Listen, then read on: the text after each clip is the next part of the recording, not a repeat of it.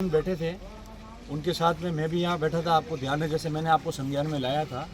सर्वप्रथम तो मैं जो हमारे बिंगमाल के उपखंड अधिकारी जी है, IAS ऑफिसर मोहित जी का धन्यवाद देता हूँ और जिला कलेक्टर जी का धन्यवाद देता हूँ कि उन लोगों ने मध्यस्थता की। SDM साहब खुद यहाँ आए, हम सबके साथ बैठे और पूरी बात उन्होंने सुनी और संज्ञान में लाई।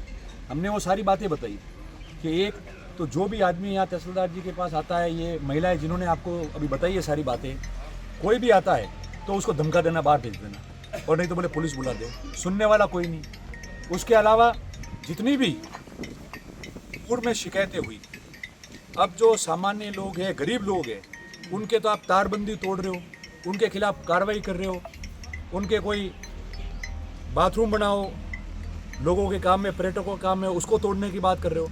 और उन्हीं लोगों ने, बड़े लोगों की, जो दो बड़े लोग हैं जिनका उन्होंने बताया कि वन विभाग, गैर मुमकिन नदी, अन्य जो प्रयोजन है उसके विभिन्न अनियमितताओं को दर्शाया है और उनके खिलाफ शिकायतें दी है और उनकी जांच नहीं करनी।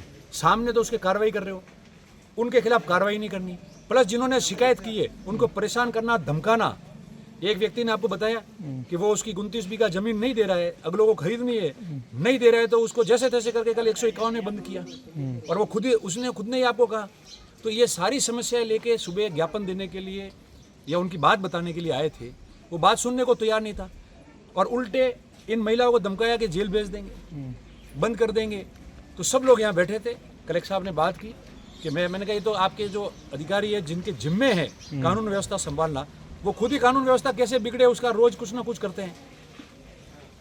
तो कलेक्टर साहब ने SDM साहब को भेजा। SDM साहब आए, बात की, उन्होंने सब बात सुनी।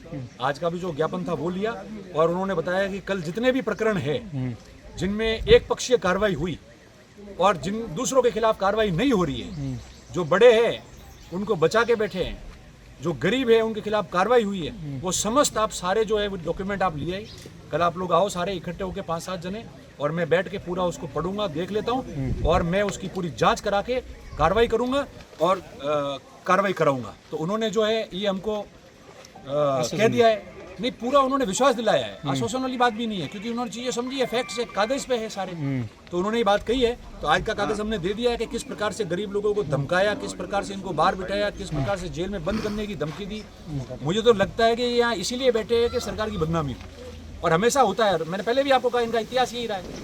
तो उन्होंने कहा है, तो हम लोगों ने आज जो ज्ञापन दे दिया है, कल सब लोग मिलकर, और ये समस्त बातें हैं कि किन किन लोगों की क्या थी, उनको कैसे बचाया जा रहा है, किस प्रकार से वन भूमि पे, किस प्रकार से नदियों पे क्या हुआ है, सारी जो है उनके संज्ञान में लाएंगे। किस प्रकार से ये जो गरीब महिलाएं हैं, ये जो घोड़े चलाने वाले हैं, ये जो 2-4 लोग और आए जिनको धमकाया, जिनकी जमीन जबरन खरीदनी है, रजिस्ट्री करानी है, जिन लोगों ने कहा है, समस्त जो है ऑन डॉक्यूमेंटेड ले जाकर उनको देंगे। उन्होंने जांच का कहा है और जांच भी कराएंगे, और अगर नहीं हुई तो फिर ये जांच जब हो रही तो सब तैयारी है, क्यों चिंता करते हो। मगर किसी भी एक पक्षीय गरीब के खिलाफ अब कार्रवाई नहीं होने देंगे। कोई इन दोनों व्यक्तियों से डरता नहीं है।